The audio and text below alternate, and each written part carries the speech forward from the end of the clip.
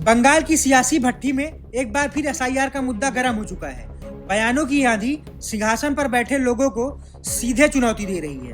वैसे तो पश्चिम बंगाल की राजनीति में घुसपैठ का मुद्दा नया नहीं है, लेकिन बंगाल में अगले साल चुनाव होना है, जिसने इस मुद्दे को नया और सियासी बना दिया है, जिससे देश की सियासत भी गरमाई हुई है। इसकी शुरुआत ममता बनर्जी के एक बयान से हुई।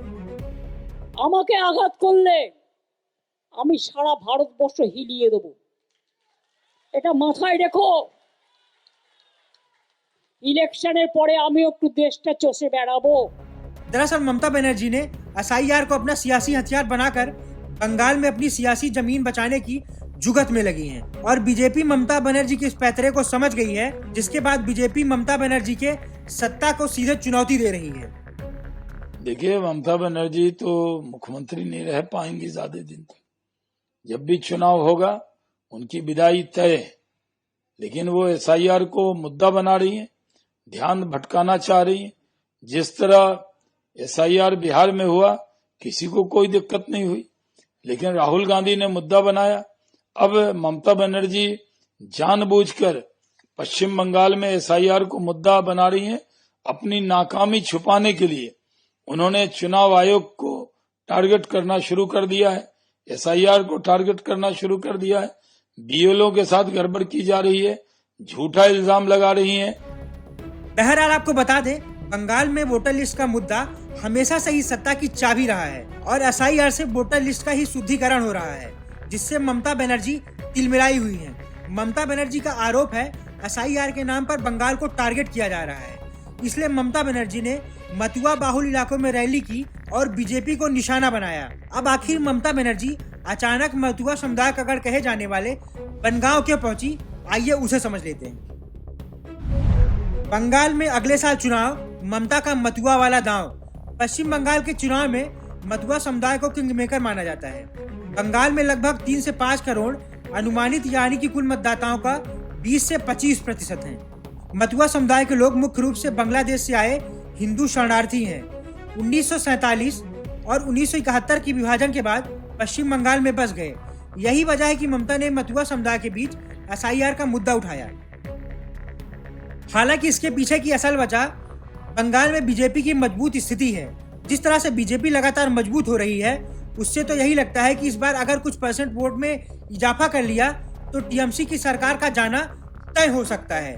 और बिहार में एसआईआर के बाद बीजेपी जिस तरह से बड़ी पार्टी बनकर उभरी है, अब शायद ममता बनर्जी के मन में यही डर है कहीं बंगाल में भी तो बीजेपी के पक्ष में माहौल नहीं बन रहा है, क्योंकि 2021 के चुनाव में बीजेपी ने बंगाल में कमाल कर दिया था।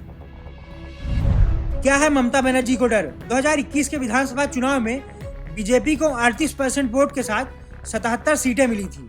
टीएमसी 48% वोटों के साथ 215 सीटें जीतने में सफल साबित हुई थी। 2024 के लोकसभा चुनाव में बीजेपी 12 सीटें और वोट शेयर 38.60% तक पहुंच गया, जो साफ संकेत है बंगाल में टीएमसी के खिलाफ मतदाताओं में असंतोष बढ़ रहा है। अब एसआईआर के चलते अगर अवैध बांग्लादेशी घुसपैठियों को निशाना बनाया जाता है तो इससे तय है टीएमसी के वोट बैंक को सीधा नुकसान हो सकता है। बीजेपी हमेशा यही आरोप लगाती है बांग्लादेश से आए अवैध घुसपैठिए ममता बनर्जी का कोर वोट बैंक बन चुके हैं। अभी हाल ही में बीजेपी ने एसआईआर के बीच अपने सोशल मीडिया पर बॉर्डर की तरफ से बोरिया बिस्तर लेकर जाते कई लोगों के सोशल वीडियोज भी शेयर किए थे, जिन्हें कथित तौर पर बांग्लादेशी बताया गया था। लिहाजा अब ये कवायद तेज हो गई है कि क्या बंगाल से मतदाताओं को हटाया जा रहा है, तो इसको लेकर चुनाव आयोग के आंकड़े का रुख करते हैं। चुनाव आयोग ने क्या कहा? एसआईआर के दौरान अब तक 13.92 लाख ऐसे फॉर्म मिले हैं जिन्हें अनकलेक्टेबल का माना गया है। इनमें वे मतदाता शामिल हैं जो मृत हैं या फिर जिनका नाम 2 जगह दर्ज है, राज्य से अस्थायी रूप से बाहर जा चुके हैं या लंबे समय से अपने घर पर नहीं मिल रहे हैं। ये आंकड़े तेजी से बढ़ रहे हैं। चुनाव आयोग भी इस पूरे मुद्दे को लेकर गंभीर है। बीते 24 नवंबर को टीएमसी कार्यकर्ता ने पश्चिम बंगाल के चीफ इलेक्टोरल ऑफिस में गंभीर सिक्योरिटी ब्रीच किया। अब चुनाव आयोग ने पश्चिम बंगाल में अपने अधिकारियों और कर्मचारियों की सुरक्षा के संबंध में कोलकाता पुलिस कमिश्नर को पत्र लिखकर जवाब मांगा है और बीजेपी अब टीएमसी की इस सियासत को अपना हथियार बना रही है। ये धमकी वाली पॉलिटिक्स इसीलिए है क्योंकि उनको अपने आने वाले हार से अपने आप को बचाना है, तो एसआईआर और इलेक्शन कमीशन पर निशाना है। हमने देखा है कि किस प्रकार से जब राहुल गांधी भी या कांग्रेस पार्टी भी चुनाव हारती है तो ये लोग इलेक्शन कमीशन को दोष देते हैं। महाराष्ट्र में दोष दिया, हरियाणा में दोष दिया, बिहार में दोष दिया। बिहार में एसआईआर में सुप्रीम कोर्ट ने इनको क्या राहत दी? कोई स्टे नहीं लगाया, एक शिकायत, एक अपील दर्ज नहीं कर पाए। इसी प्रकार से डिसइंफॉर्मेशन फैलाया, इसी प्रकार से डिसीट और डिस्ट्रस्ट फैलाया संवैधानिक संस्थाओं के खिलाफ, और अब डी से दंगा करने पर उतर आए। और ये कोई इकलौता ऐसा बयान नहीं है, पहले बीएलओस को धमकी दी, इनके नेता फिराद हकीम से लेकर सिद्दीकुल्ला चौधरी ने अलग अलग प्रकार से इलेक्शन कमीशन को धमकी दी, और अब स्वयं मुख्यमंत्री ममता बनर्जी जिस प्रकार की भाषा इस्तेमाल कर रही है, तो आज पश्चिम बंगाल में माँ माटी मानुष नहीं, केवल दंगा दंगा दंगा चल रहा है उनके राज्य में। इसका प्रमाण है, ये जंगल राज की बात कर रही है। ममता बनर्जी जिस तरह से बांग्लादेशियों को रोकने का ऐलान कर रही है, माना जा रहा है ये बैक फायर कर सकता है, क्योंकि कोई भी समुदाय बाहरी लोगों को बर्दाश्त नहीं करता है। बंगाल के पुराने बाशिंदे खुद नहीं चाहते कि बाहर के लोग आकर उनका हक मारे।